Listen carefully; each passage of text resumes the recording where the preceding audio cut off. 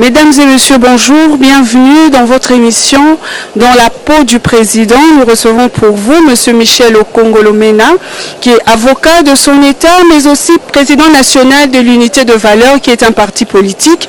Nous le savons tous que le comité laïque de coordination projette une marche le 19 octobre de cette année. Alors nous voulons que M. Michel Okongo donne un peu son avis par rapport à cette marche. Bonjour M. Michel. Bonjour madame.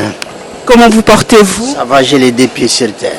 Et nous avons remarqué que vous êtes président national de l'unité de valeurs. Quels sont les objectifs que vous êtes en train de promouvoir dans votre parti politique? Nous voulons placer d'abord l'homme au centre de tout intérêt. Ça veut dire qu'il faut que l'homme congolais se retrouve. Donc dans ce qu'on appelle le volet social, dans l'ensemble, hein, parce que le volet social c'est un package. Mais aussi nous voulons que nous puissions rétablir la vraie démocratie dans ce pays. Que nous luttons également contre l'insécurité. Donc nous sommes sur plusieurs chemins. Vous savez que le Congo, présentement, c'est un pays sinistré. C'est vrai, il y a eu un changement à la tête du pays, mais le changement profond que nous attendons n'est pas encore là parce que c'est un processus. Alors, l'unité de valeurs veille à ce que nous ne puissions pas rater les coches. Le 19 octobre, le mouvement, la coordination, la CLC va organiser une marche pour lutter contre la corruption. Quel est votre avis par rapport à ça? Non, tout ce que je note, c'est que le CLC a une vocation. On l'a vu à l'œuvre lorsqu'elle réclamait qu'il y ait un état de droit. Et son combat a été apprécié par les Congolais. Moi-même, j'étais de cœur avec le CLC.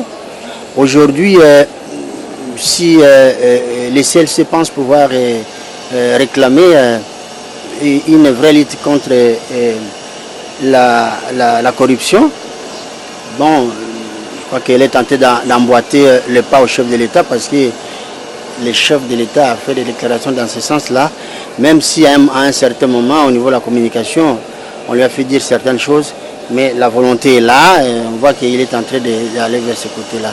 Mais encore une fois, ce que je vais noter aussi pour conclure ce chapitre, c'est que lorsqu'on veut lutter contre la corruption, on ne doit pas avoir un état d'âme.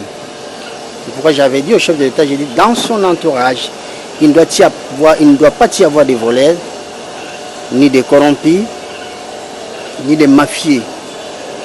Parce que ce sont des choses que nous avons eu à combattre pendant des années, parce que moi je viens de l'IDPS, 25 ans dans l'IDPS, après je continue la même lutte.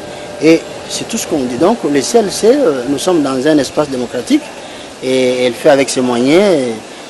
Il est non violent, donc moi je ne peux qu'adhérer à ça. Merci beaucoup, M. Michel. Avant de clôturer, vous souhaitez aussi que les auteurs de ce 15 millions puissent démissionner? Non, moi je ne peux pas me prononcer, là, je vous parle en tant qu'avocat, je ne peux pas me prononcer sur une affaire dont la justice s'est saisie. Attendons voir les instances judiciaires, attendons les conclusions. Donc,